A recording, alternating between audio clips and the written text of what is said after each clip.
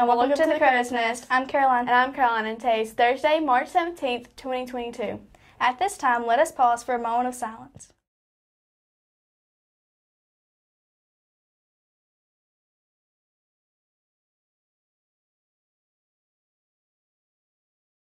Please stand for the Pledge of Allegiance. Attention, salute, pledge. I pledge allegiance to the flag of the United States of America and to the republic for which it stands, one nation, under God, indivisible, with liberty and justice for all. Message for today is about nurturing our environment. Theodore Roosevelt, our 26th president, was deeply concerned about conserving our natural resources. He said the nation behaves well if it treats the natural resources as assets which it must turn over to the next generation, increased and not impaired in value.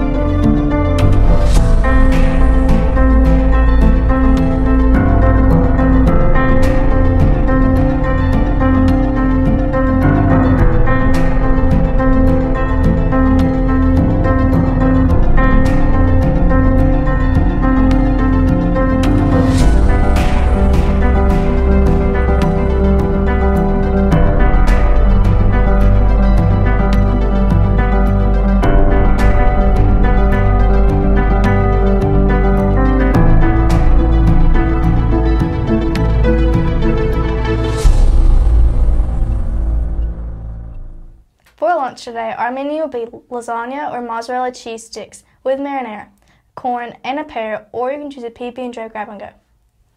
April will be here soon, and it's National Humor Month. We are looking for some really funny jokes to feature in April. If you'd like to tell a joke on the Crow's Nest, email your joke to Miss Cantrell at the email below and include both your name and homeroom.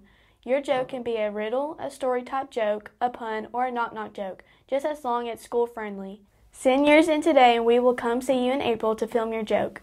Our WMS Pirates will face the Aggies at home this afternoon in a doubleheader with games at 4:30 and 6. Be there to support your WMS Pirates. WMS students interested in entering art in the annual art show can pick up the required paper in the office.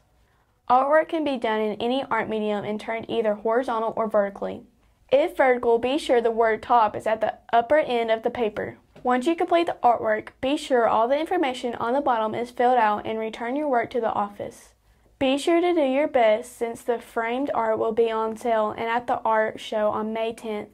The deadline to return artwork is April 15th. See Ms. Cantrell if you have any questions. Time is running out to order your 2022 WCHS yearbook. You can order online at the website below or send a check to the school office. The cost is $55 and yearbooks must be pre-ordered no later than March 31st. Get yours today. Next week will be spring break. School will resume on March 28th. Enjoy your time off.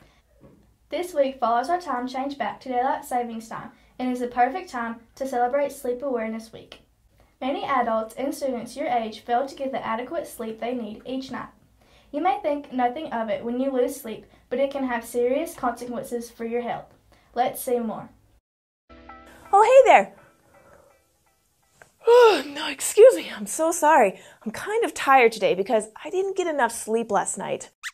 Aw, thanks, Squeaks, but I think I'll be all right. You probably already know that sleep is really important and that we need to get plenty of it. Doctors think that most kids need to get about 10 to 12 hours of sleep every day. But sometimes it's hard to go to bed when you're supposed to, especially if you don't feel tired. That's why it helps to know what's going on while you're snoozing away at night and why sleep is so important. Think about all the things you do during the day. You probably spend a lot of your day playing or maybe going places like to school or to the store. All those activities and anything else you do take energy. Your body still uses energy when you sleep, but it uses less of it. Since your body uses less energy when you sleep, it has a chance to save some of that energy for later. So you feel good when you wake up the next morning and you're ready to take on another day. Sleep also gives your body a chance to focus energy on things that keep you healthy. For example, your body uses energy to heal and to grow while you sleep. Sleep also gives your body a chance to use energy to fight off the germs that can make you sick. So sleep is really important for your whole body. But there's one special part of your body that really needs sleep. Your brain. Sleep not only gives your body a rest, it gives your brain a rest too. Your brain is super busy during the day. It works really hard to make sense of all the things you see, smell, and hear. It makes sure that all the parts of your body are working together. It helps you make decisions, and it helps you learn new things. And those are just some of your brain's jobs. Your brain doesn't stop working when you sleep, but it does have a chance to slow down for a bit and to kind of figure things out. While you sleep, your brain organizes the things you learned about during the day to help you remember them for later. Your brain also sorts out your feelings while you sleep. Scientists have also found out that your brain needs sleep to help you concentrate so you can be better at solving problems at home and at school. Wow, there is a lot going on while you sleep, even if you don't remember it when you wake up. There is so much going on, in fact, that your body usually makes you feel pretty terrible when you don't get enough sleep. Too little sleep can make you feel tired, and it can make it harder for you to concentrate and solve problems. And since your brain helps sort out your feelings while you're sleeping, you can also feel cranky or crabby when you don't get enough sleep. So what can we do to make sure we get enough sleep? First, doctors and other sleep experts say you should have a sleep routine. That means we should try and do the same things every night before we go to bed. A sleep routine helps your body realize that it's time to go to sleep. A good routine might include reading a story, having a bath, or maybe listening to some soft music. It should also mean going to bed at about the same time every night and getting up about the same time every morning. That's one of the reasons it's important to have a bedtime. One thing that shouldn't be part of your sleep routine is watching TV or using a tablet or phone. That's because the special light from their screens can send a signal to your body that it's daytime, even when it's really time for bed. So now you know why it's so important to get a good night's sleep. I think I'm gonna go take a nap. If I were Irish, I might have started this broadcast with a cheery top of the morning to you, a familiar Irish greeting. Today happens to be St. Patrick's Day, a celebration of all things Irish. If someone doesn't have on the color green today, you officially have permission to gently pinch them. Let's see how St. Patty's Day began. Millions of people around the world don their best green attire every March 17th to celebrate St. Patrick's Day. But there is a lot we bet you didn't know about Ireland's patron saint. To start with, St. Patrick wasn't even Irish. He was born around the 5th century in Britain, then part of the Roman Empire. At 16, he was kidnapped by Irish raiders and spent 6 years in captivity. He converted to Christianity and later returned to Ireland to spend the rest of his life working as a Christian missionary.